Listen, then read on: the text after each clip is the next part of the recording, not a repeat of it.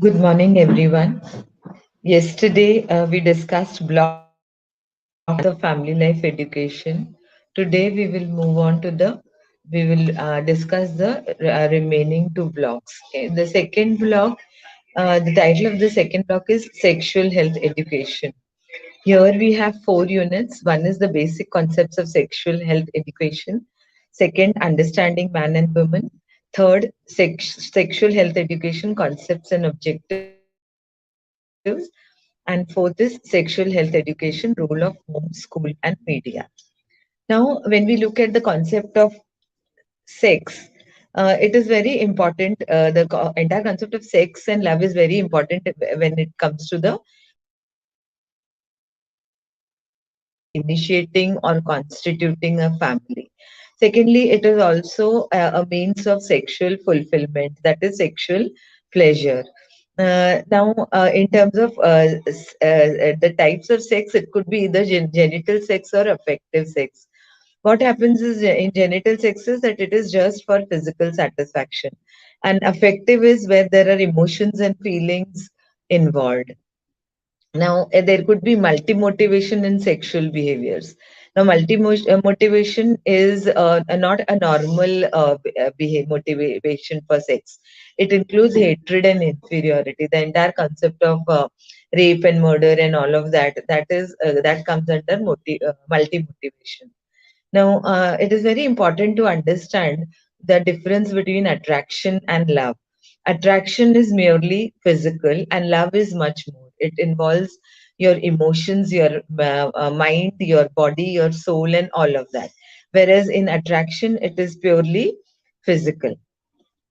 Now, when we come to understanding man and woman, there are a lot of differences between the two genders, which are inherent. It is not maybe due to learned or environmental factors, but they are there the moment a man, a girl, and a boy are born.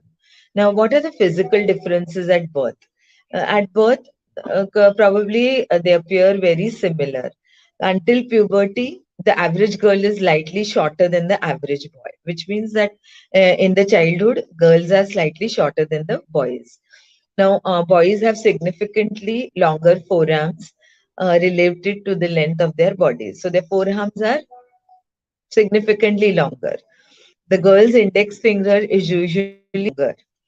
Uh, the girls reach puberty up to 2 years before boys, which means that the maturation of the girls occurs before the boys.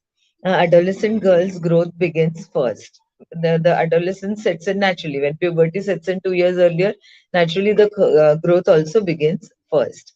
Now, the girls stop gaining height at the age of 15 and a half, and the boy continue to for another 2 years, which means up to 17 and a half years, 17 to 17 and a half years, they continue to gain height. They continue to become taller.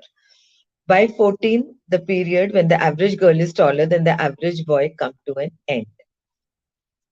Girls tend to be slightly lighter than boys when they are born, which means that the weight of the boys is girls is slightly lighter than the boys at birth.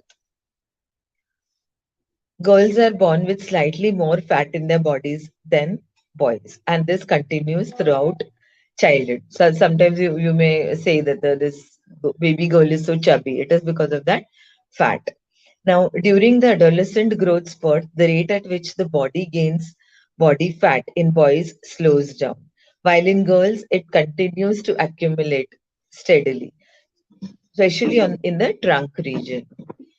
At birth, the boys grow faster than girls, but this difference is reversed between the age of about 7 months and 4 years, which initially boys grow faster. But when they are at the age of 7 months and 4 months, this reverses, which means that the girls start growing faster. After this, until puberty, there is little difference between boys and girls. At puberty, girls begin to shoot ahead. Now, from 4 years to puberty, there is little difference in the rate of growth. But at puberty, again, the girls grow faster. At birth, the girl is 4 to 6 weeks ahead of the boy in skeletal development, which means the skeleton has developed 4 times or 4 to 6 times more than the boys in the baby girls.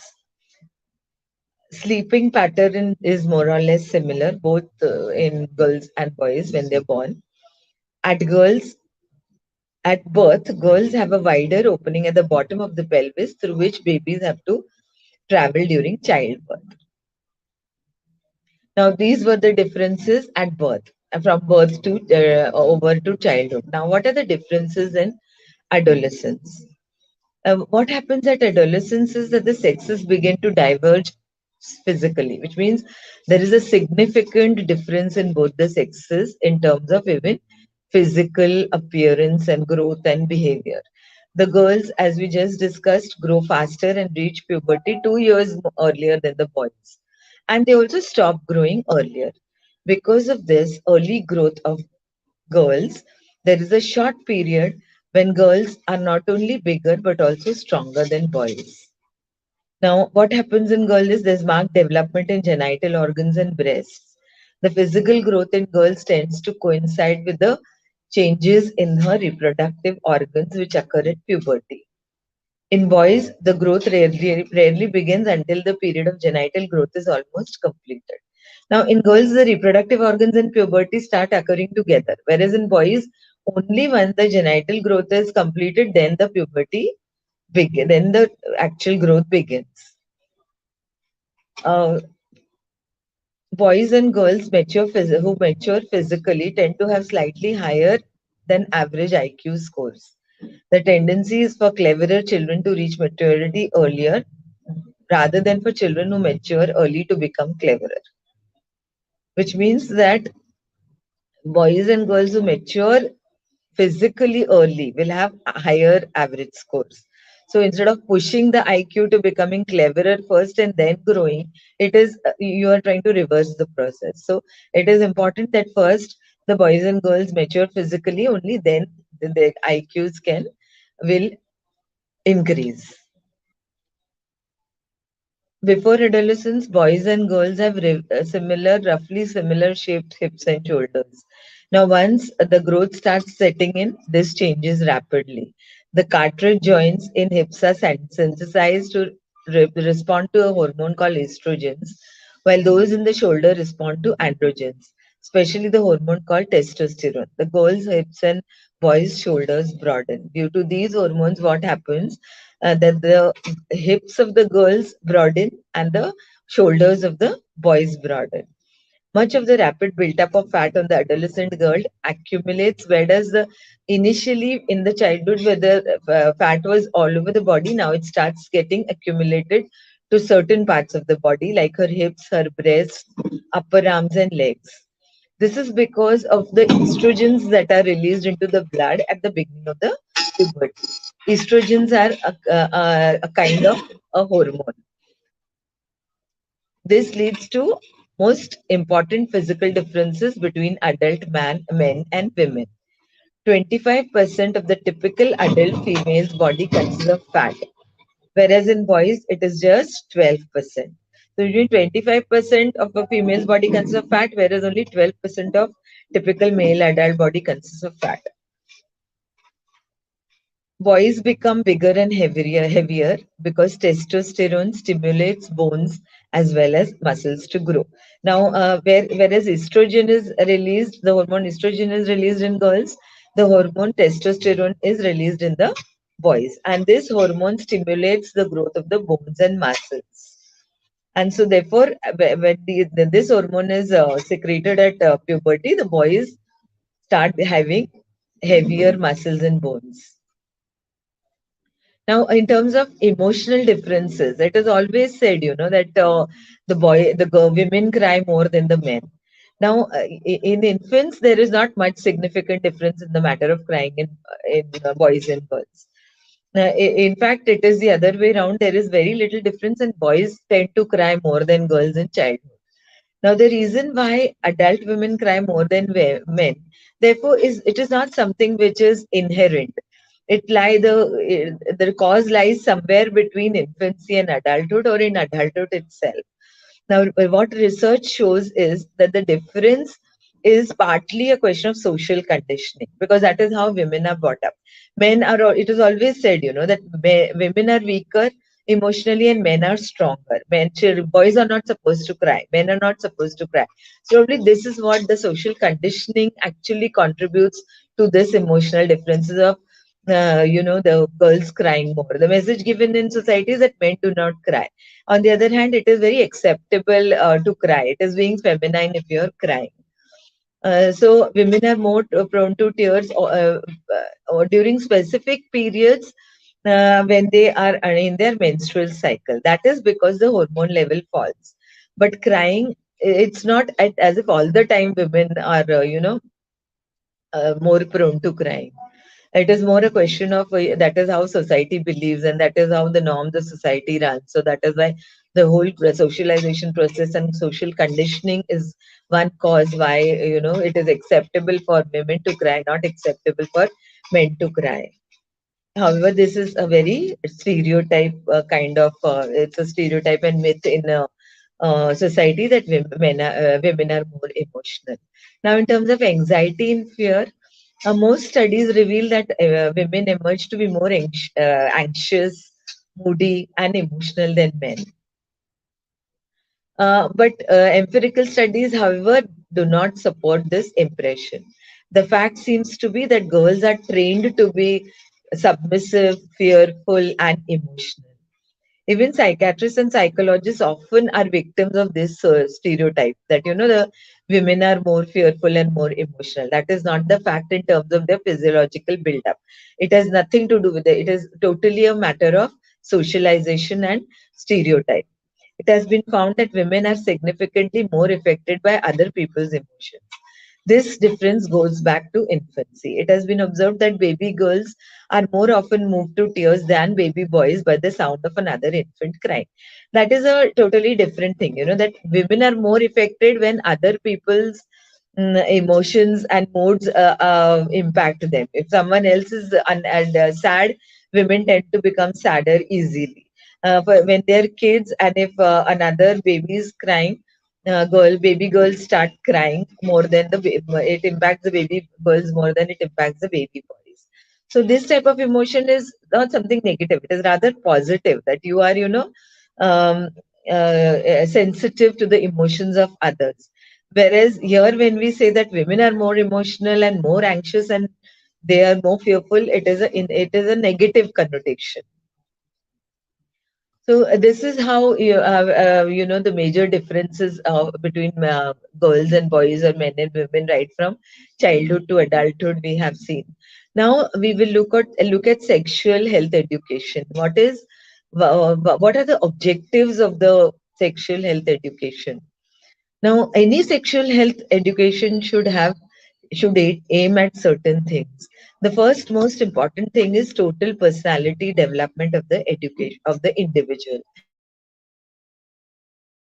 It should cater to the personality development of the individual. It should seek the development of an individual's sexuality, and sexuality involves being one's total being and identity. Sexuality does not mean sex. It is sexual. It means your entire being and your identity. It includes all the aspects of the personality: physical, social, psychological, and aspects of health, sex, and sexuality. It will also create power to make value judgment. This is the first major objective of sexual health education. Second is that it should provide factual, complete, and honest information about sex and sexuality. It is very important to create awareness and insights regarding physical, social, and psychological development. Each individual should know what are the changes that will happen to me physically, socially, and psychologically. What are the different phases I will go through? So, it is very important that factual information and complete information is provided to the individual. It will help in clearing up myths and misinformation that young people share amongst themselves. There are a lot of myths and lot of misinformation, which probably they do not get from reliable sources. So that is why it is half-baked information, or it is something that is just a false belief. So if information is given, probably it will help, get out of this myths and misconceptions. It will enable young people to become responsible in making decisions.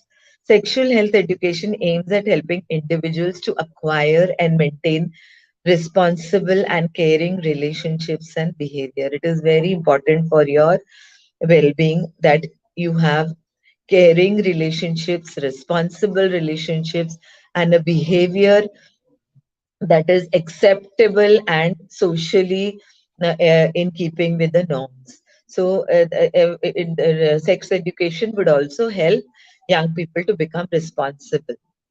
And the fourth objective is it will help the child to respect, first of all, himself or herself, and then the others as well, and enable young boys and girls to become proud of their own sex while appreciating the attributes and capacities of the opposite sex. Now, what this indicates is that yes, you should be proud of your own sex, but at the same time, you should also appreciate the attributes and capacities of the opposite sex.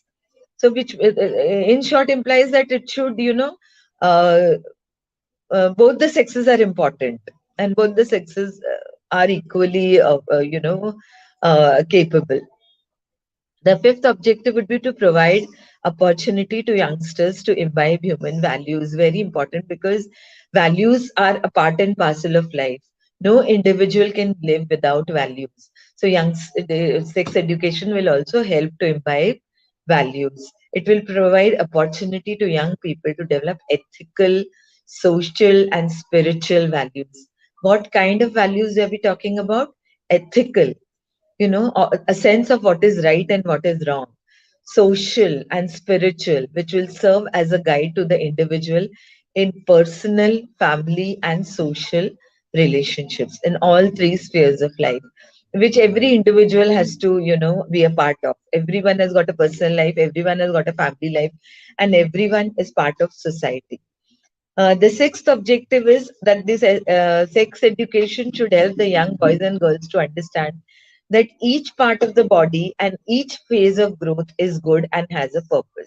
There are a lot of taboos about adolescence, that where some part is growing and you're not able to accept it. So, it is important for young boys and girls to understand that it is a natural process and each part of the body is important and each phase of growth is good, and it has got a specific purpose. This will give holistic idea about human development, and it will also help young people to nurture a feeling that sex is something beautiful, positive, and a creative part of life, and it is not something which is dirty and to hide about. It is something it is procreation, it is expression of love, it is expression of feelings and emotions. So it cannot be something which is dirty. So it is very important to nurture those feelings. The seventh objective is that it helps in the formation of an emotionally stable person. By developing various skills, an individual will become emotionally stable. Such an individual, if you're emotionally stable, naturally you would be able to take rational decisions, because you will not be impulsive and your decisions will not be colored by your emotions. You will have judicious thinking, which means you will know what is right and what is wrong. This is considered to be the ultimate outcome of sex health education. Now, in terms of how can we, impart sex health education? So, you can use various media for for imparting sex health education. First could be posters. We all of us know that posters contain pictures, drawings, cutouts, illustrations, and captions.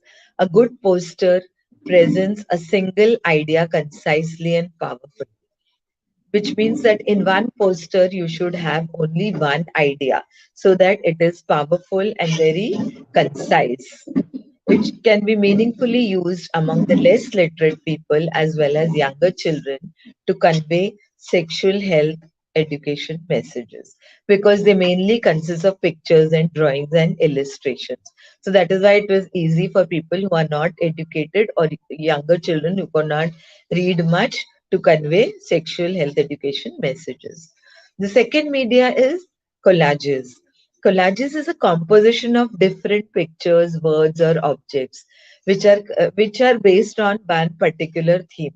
It's not as if you can have pictures of different themes. The theme has to be the same, and whatever pictures are displayed in the collages should be in accordance with the theme. It can add variety and reduce monotony, because the different ways if you use, it becomes more interesting and the person finds it more approachable. Banners, flip charts, and flashcards. They can be used in providing sex health education, especially through melas, exhibitions, and training workshops.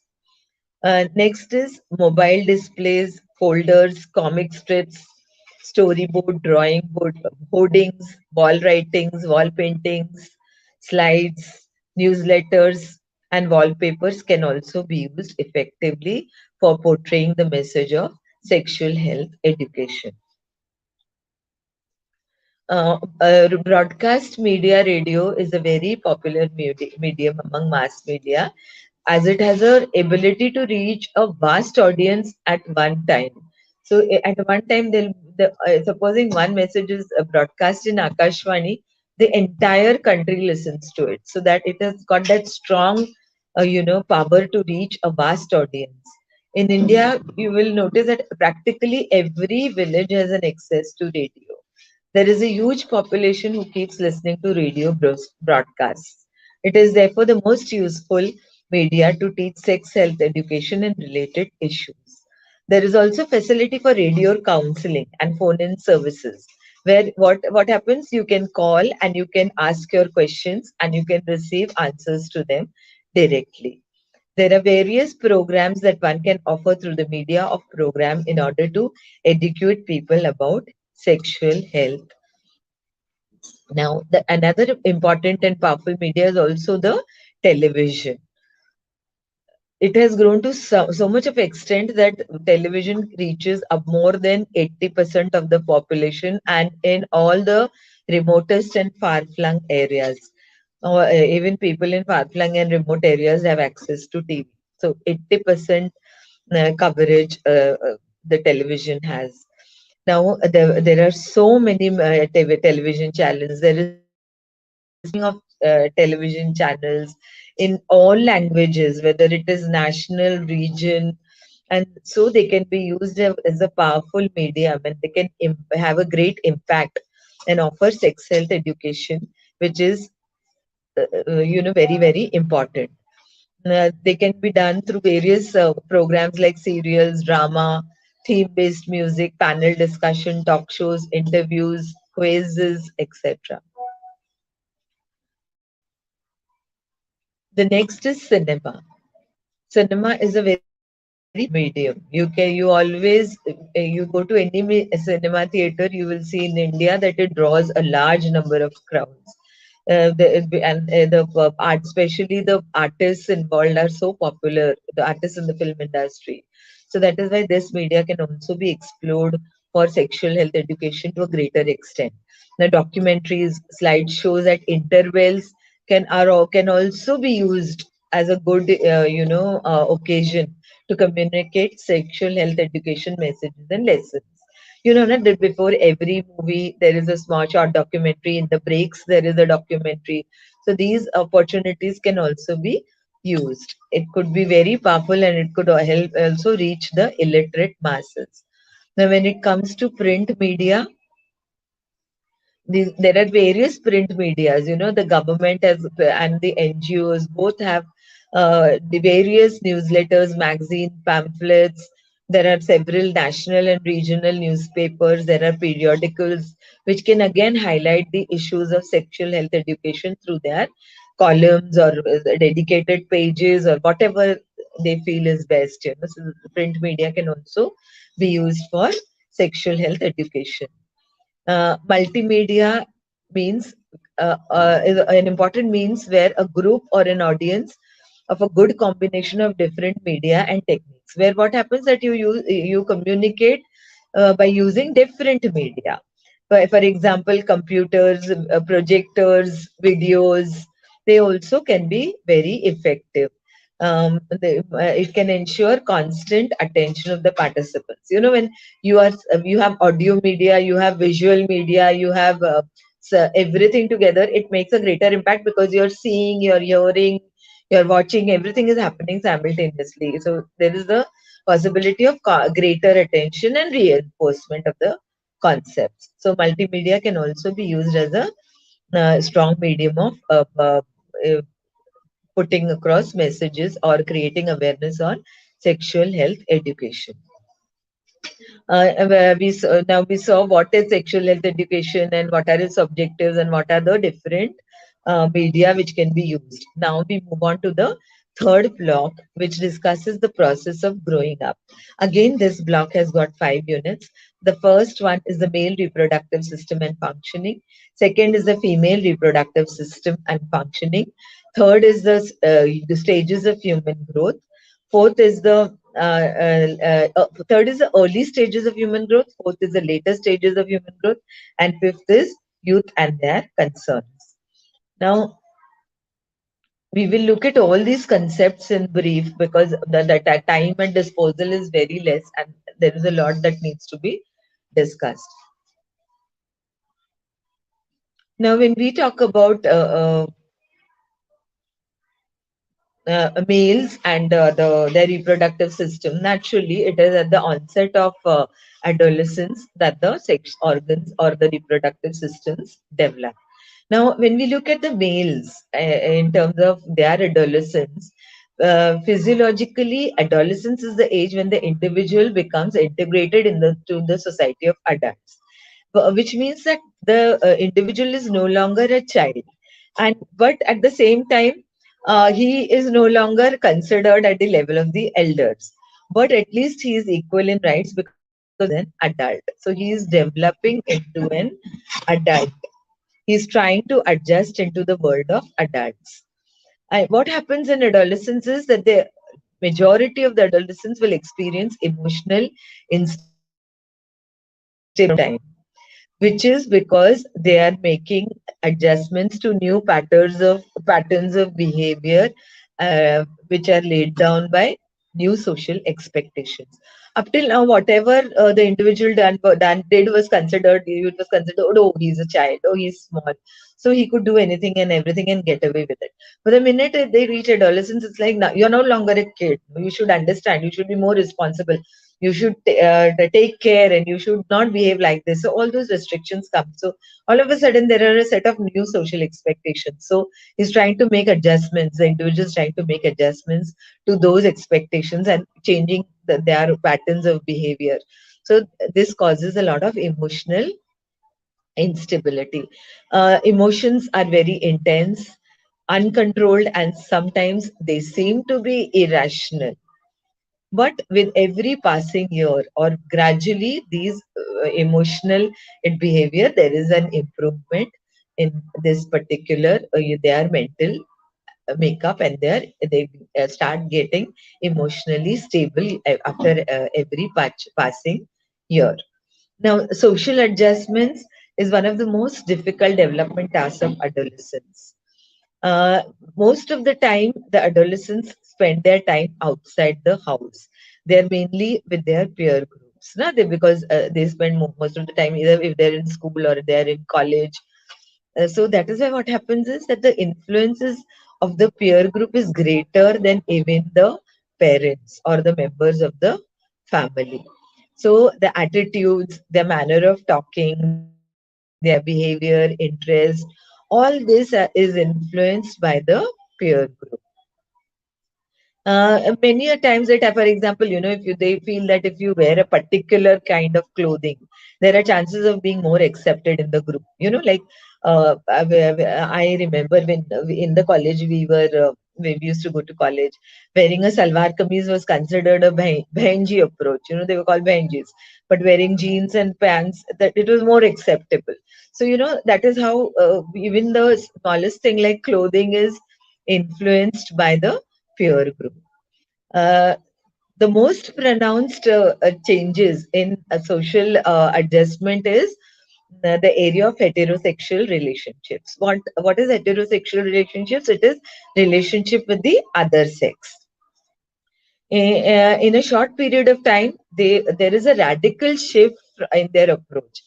They disliking initially before adolescence, they used to like to be with members of their own sex, which means girls like to be in the groups of girls only, boys like to be in the group of boys only. All of a sudden, there is a shift, and they prefer to be in the company of the opposite sex rather than in the members of their own sex, which means boys start liking the company of girls and girls start liking the company of boys, and there's nothing wrong in it. It is nothing which is unnatural. This is part and process of growing up. It has a lot to do with the physiological development and growth of the individual. This is one of the most important characteristics of this particular phase of adolescence.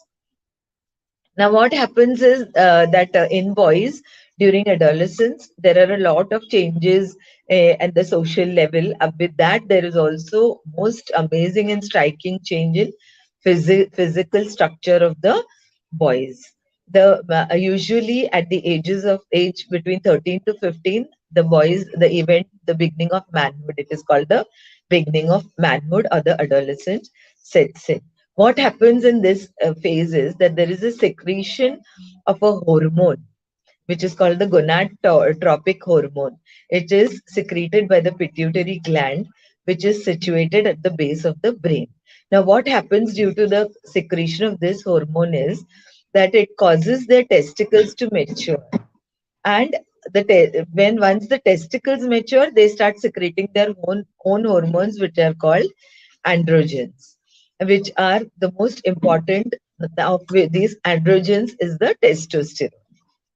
Testosterone is one of the androgens which is secreted by the testicles, and it is very important. It is the hormone which is responsible for many of the physical changes that take place in the boys or men during adolescence. What happens first of all is that the teenager starts growing up fast. The shape of his body and muscles now becomes more firmer, more stronger. Voice begins to break. It becomes deeper in sound. Then the hair starts growing near the genital organs and around the anus, under the armpits, and in the lower parts of the abdomen. And this is also called the pubic region. That is why the name puberty is given to this particular stage. Hair also starts growing on the face, the beards and the mustache, on the upper lips, on the cheeks, chin, anterior neck. Later on, the hair also grows on the chest. So this is as far as males is concerned. Now, in terms of females also, once they reach adolescence, there are a number of very rapid physical changes that happen in the body. And these changes are not only in terms of increase in size, but also there are a lot of physical characters and sensations which change. Now, important aspect is the development of breasts in females, growth of underarm and pubic hair. Amongst the girls, the first sign of puberty is usually the appearance of a small rise around the nipple called the breast bud. Now, the breast bud begins before adolescence, usually some between 9 to 11 years. Also, the growth of the uterus and the vagina occurs. There are growth in other parts of the female genital organs, namely the labia and the clitoris also takes place. Ovaries become enlarged, and the cells they eventually mature into eggs, which are called as ova, and these eggs begin to ripen. These are some of the changes, but the most important and the most dramatic change that occurs in girls is the event of the first menstrual period. What you call the menses or the periods or the menstrual cycle. the first menstruation is called the menarche. What happens is in menarche is there is a free flow of sticky blood in small amounts from the vagina. Now, menarche is also it usually in the girls it is ranging between 11 to 15 years, which means the first periods come between the age of 11 and 15 years. And for this is for India we're talking, and the average age is 13 years. Now, it could happen that initially the menstrual cycle is not regular. It may not happen on the same date every month. It could be delayed, which is very normal. But later on it becomes more regular. Menarche signifies the development of the female reproductive system, including the ovaries, uterus, and fallopian tubes. But even if the girl starts menstruating, which means even at the onset of menarche, the girl is not totally prepared. The reproductive system is not totally prepared. She's not ready to bear a child. It takes some more time for the entire reproductive system to develop fully. Nutrition is one important factor during this phase in girls.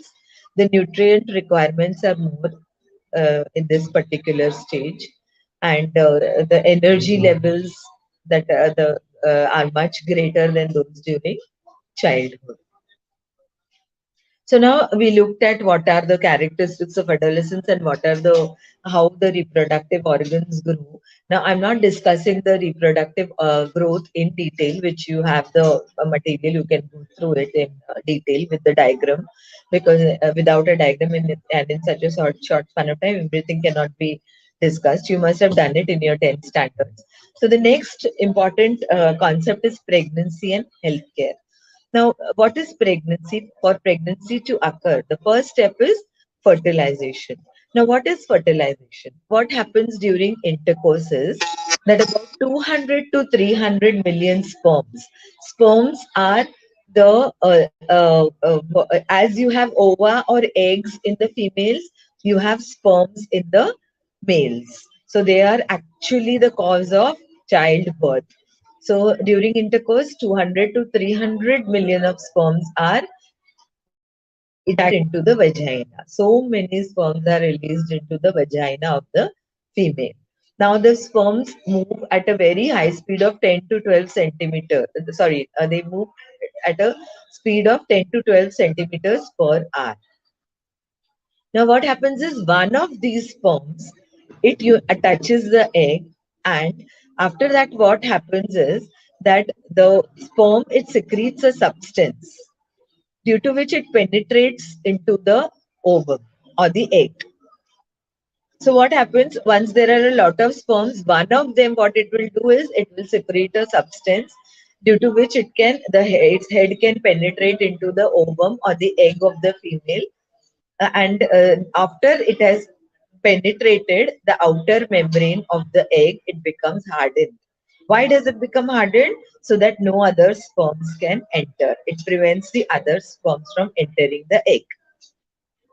Now, what happens is that the nucleus of both the sperm and the they all unite, and then there is a single nucleus now. And now this process is called fertilization, and the ovum is now called the zygote, which means that it has got cells of both the sperms and the ovum. This is how the fertilization takes place.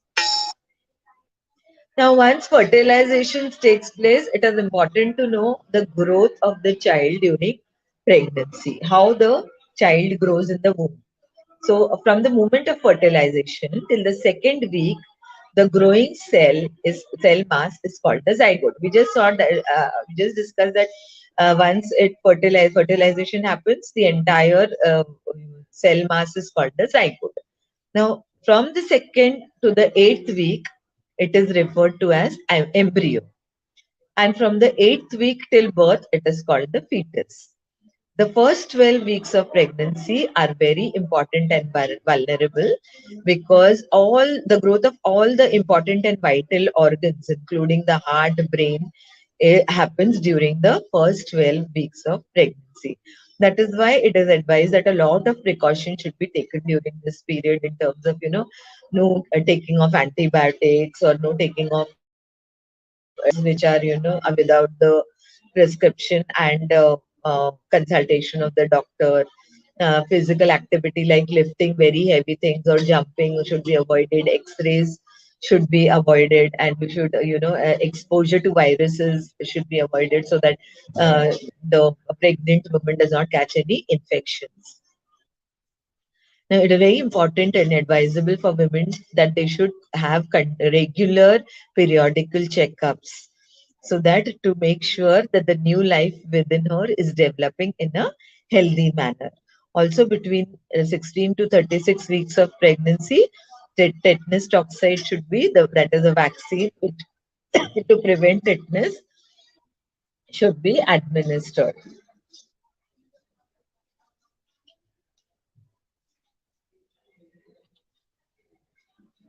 Now, after the fetus has developed, the next stage is delivery. 265 days after fertilization, the fetus is completely developed. How many days? 265 days it takes for a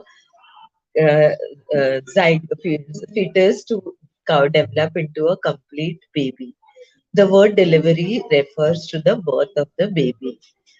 Now, this process of birth or delivery is divided into three stages. The first is the uterine contractions, which means the labor pains, which are very strong pains. And due to these pains, there is contraction, and due to this, the fetus is forced downwards. It is pushed downwards. Now, the second stage after this, the second stage begins when the cervix is fully dilated, when it becomes the hole becomes large. And then the third stage is the delivery of the baby. Now, so when first stage is your this thing labor pains. Second is when the cervix is dilated and the baby comes out. And the third is when the umbilical cord cuts off is cut off. You know na, that the baby is attached to the mother with the help of the umbilical cord through which it receives its nutrition, oxygen, everything. Now, once this is cut off, the air flows into the child's lungs for the first time in order to oxygenate the blood. So, this placenta is expelled in the last stage after the child is born. Now, once the child is born, what are the different phases of development? The first is infancy, which begins at birth and ends when the baby is approximately 2 weeks old. It is the shortest of all developmental periods, only of 2 weeks. Now, infancy is a very, very critical and hazardous period. Physically, there can be a lot of difficulties because the child has to adapt to it is a radical change and it has to adapt to a totally new and different environment. And the rate of mortality is highest during this period. The adequate care needs to be taken by parents so that the child gets the necessary care and also the vaccinations and immunizations as per the schedule. Then the next phase is a babyhood up to 2 years of life. Now, in this period, what happens is this is the foundation period of life because many physical development, behavior patterns, attitudes, emotional expressions all are developed during this phase. Now, in this phase, both physical and psychological growth is very, very rapid. There is not only change in appearance, but there is also change in capacities. At the age of 4 months, the baby's weight normally doubles. At 1 year, the baby weighs 3 times more than they did at the time of birth. The average baby has 4 to 6 of 20 temporary teeth by the age of 2. Minimum 4 or 6, or there could be a change depending on the growth, it could vary. Now, by the age of 3 months, the eye muscles are well coordinated and they're able to see things clearly and distinctly. And their cones are also well developed, so they can see colors also. Hearings also develops at the age of 3. Smell and taste, which are well developed at birth, continue to improve. Right at the time of birth, the senses of smell and taste are developed. They can distinguish the taste of the mother's milk to top milk or other milk or whatever. The common emotional patterns, they also have emotions which they express. They are usually anger, fear, curiosity, joy, and affection. Now, what happens is after babyhood, the next phase is childhood. Now childhood, what happens is in babyhood there is dependency. Childhood, what happens is this becomes the dependency gradually becomes lesser. This period extends from 2 years till the child becomes sexually mature. That is at the approximately at the age of 13 years for girls and 14 for boys, which means from babyhood to adolescence is the period of childhood. Now, there is a number of physical and physiological changes that take place during this phase. There is in development in height, body, weight, body proportions, bones, muscles, fat, teeth. So, good health and nutrition are very important in the process of child growth in this particular stage. The children in this stage in the childhood, they learn different skills which can roughly of 4 categories. The self-help skills, which means that they slowly, gradually learn to eat on their own, dress on their own, bathe on their own.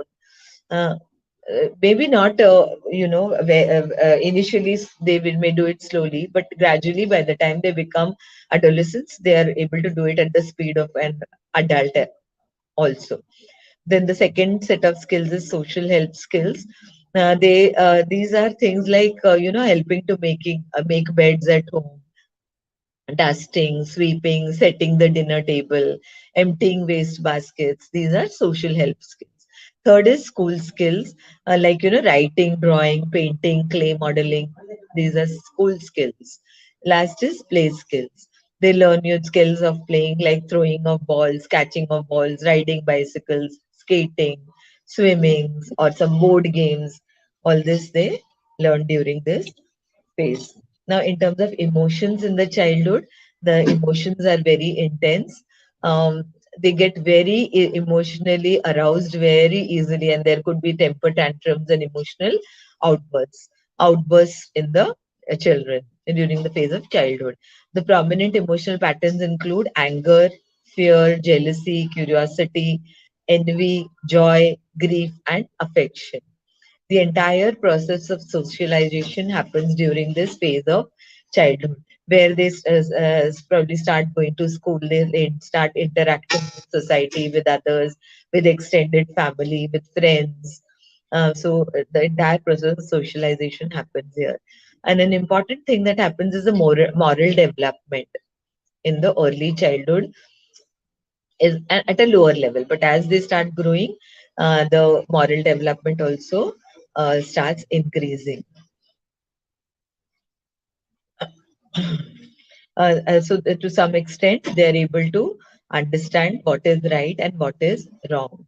During early childhood years, major emphasis should be placed on the educational aspects of discipline, and punishment should be given only when you know that the children know what is expected out of them, but still they are violating those expectations, which means they do it on purpose. Only then punishment should be given. But disciplining is important because moral development cannot happen without disciplining.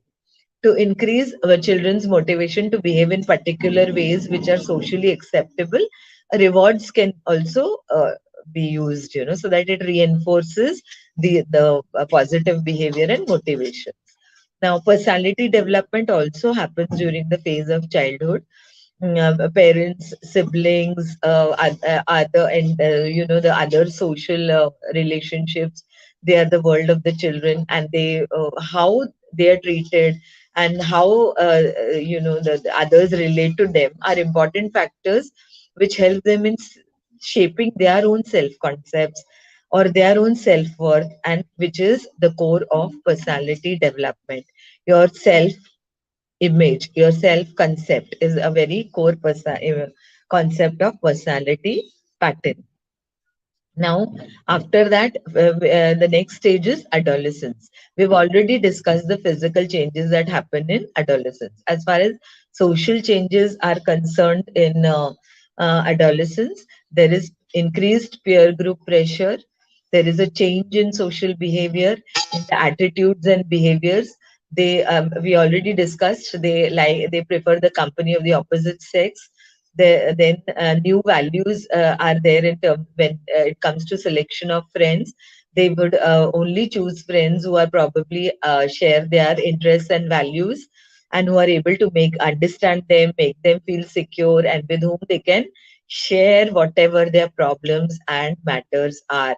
Something probably which they cannot share with their teachers and friends. Now, there is a change in morality during adulthood, adolescence. The children will no longer accept everything in an unquestioning way.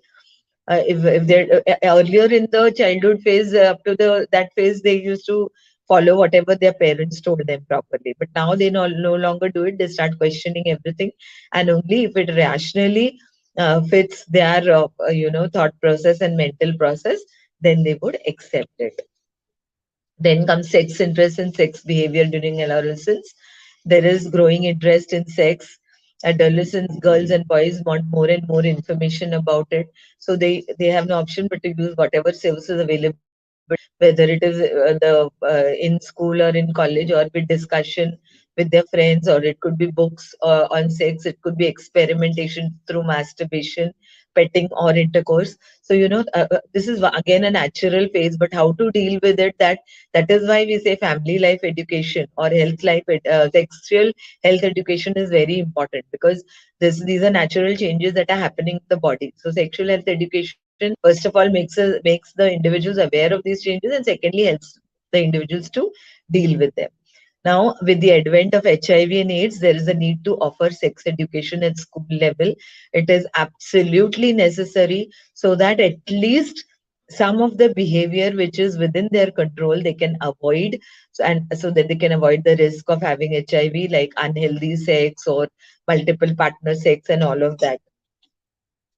During the period of adulthood, certain physical and psychological changes. Now, next stage is adulthood. Now, what happens is adulthood is that changes happen, but they happen at predictable times. You know when what is going to happen. First of all, there are adjustments to new patterns of life and new social expectations, because the adult is expected to play new roles. The minute you're an adult, there are new roles that are set in. For example, if you get married, you have the role of a spouse. If you have the kid, you have the role of a parent. Then you have the role of the breadwinner, the entire family, or maybe you are one of the breadwinners of the family. So economic responsibility also falls on you. New attitudes, interests, and values also develop, keeping these roles in mind. Now, if the childhood and adolescence are periods of growing up, adolescent is the time for settling down. Now, up till adolescence, all the turmoil and all the drastic changes, physical, mental, psychological, and sexual, have happened. Now, adulthood, it is the phase of actually becoming stable and settling down. In this phase, parenthood is probably the most important role in the lives of most adults. In years from beginning of adulthood, most men and women are adjusting to marriage, parenthood, and jobs. That is in the initial years of adulthood, in the beginning of adulthood. Whereas in the later years of adulthood, the focus is more on family relationships. Then is the develop, developmental decline and aging. After adulthood, there is aging, which means that the development declines. During the old age, the physical and mental, there is a decline. The growth is slow. Gradually, the physical and physiological, characters start becoming slower, or there could be physical problems that start setting in. That is because, not because of any disease, but because the body cells change due to the process of natural old age or aging.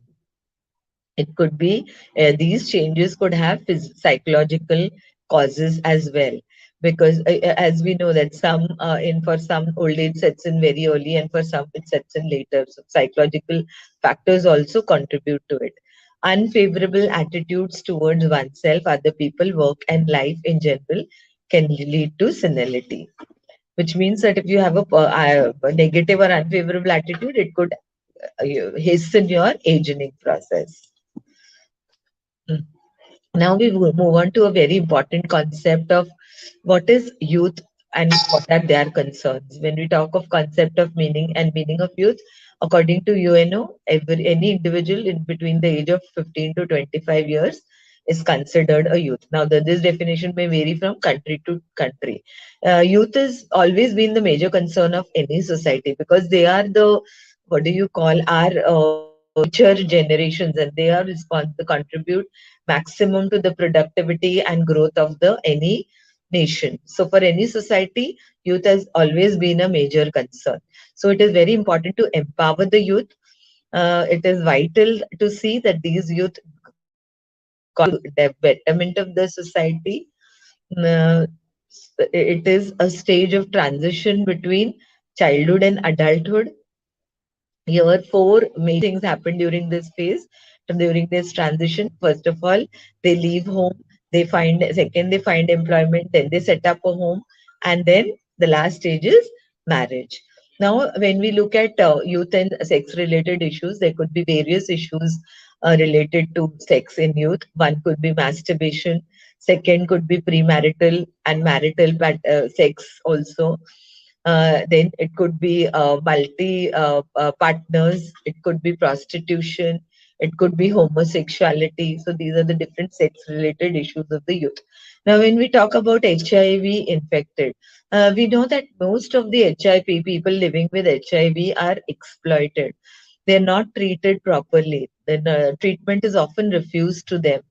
They are socially ostracized, which means that they are out of no, they're not acceptable in the community and in the society. They're unwelcome in their own homes, leave apart the society. There is no social security like insurance that is available to them, and they're also thrown out of employment. So now, in terms of, it is very important that what are the different strategies that which we could use for HIV.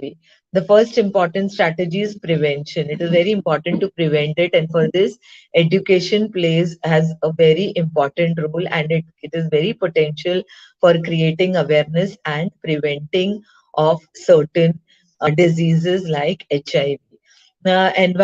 So when there is education about sex education, it has positive consequences, and it could impact both for your physical as well as mental welfare of the children, youth, and their families. Now, for this, appropriate emphasis at government, community, and family level is required on family education in general and in providing knowledge about HIV, AIDS, and other sexually transmitted diseases and drugs. Second thing is protection. It is important that there are proper laws, policies, and measures which could protect the children and youth. So various law, in fact, many of the laws are discriminatory, and they discriminate against children and youth on the grounds of gender, race, and social origin. Female youth are not treated universally at par with male youth. So there are a number of issues, even as far as the legal provisions or protection is concerned. So also there may be many laws on social welfare and social security, but their implementation again is a huge question. They only exist on paper, and there is no proper implementation, and justice is not given in time. It is said the justice delayed is justice denied. So then the justice does not have any meaning. So all these, the enforcement policies and measures should be in place for protection. Third is participation. Participation is very, very important. A youth should have the say in the decision making or on whatever things that impact and interest them, and in whatever way, so that they can contribute to the development of the nation, which is done in certain ways like NSS schemes and NCC and the guides and scouts and all of that. But still, it is to a very limited extent. So it is a relatively new concept. So youth participation is an also a very important area which needs to be worked on. So I think with this, I have given you a brief introduction of what the entire course looks like, which is BFE 103. I wish you all the very best and thank you.